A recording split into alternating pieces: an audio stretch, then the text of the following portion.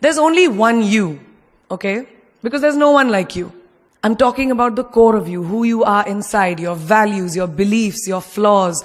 And once you understand who really that person is, you would have taken the first step in finding your unique self. And that is the best version of you. Who am I really?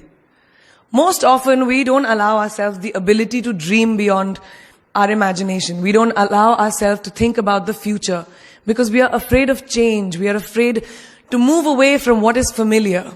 Let your dreams fly. Give them wings. Be who you want to be just by being fearless. Now, opportunities. That's another important part of being fearless. They're a very funny thing, these opportunities. They don't come very often. They come far and few in between. But when they do we recognize them? Our job is to recognize them and make the most of them. I look back on all the things that I've done and I marvel at the opportunities that came my way. All I had to do was recognize them and make sure I worked so hard that I squeezed every drop out of these opportunities.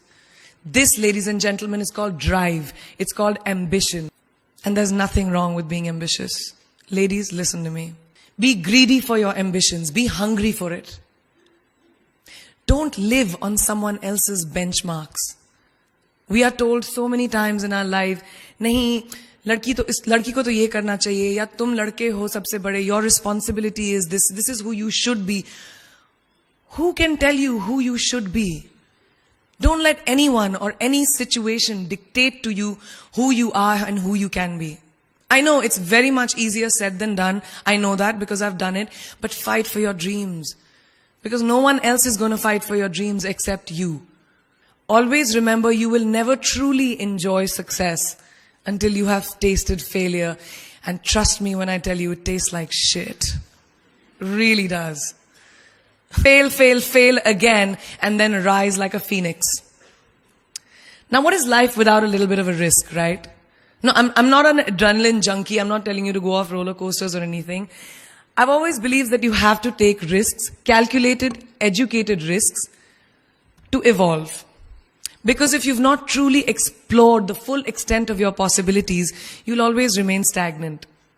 You can never please everyone all the time.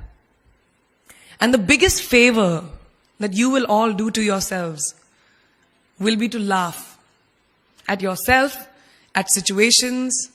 Find a moment to appreciate every single day this funny thing called life. Don't take yourself too seriously. We're not making rockets. Alright? Calm down, have fun, and just enjoy this beautiful journey that we've been put on. I do that.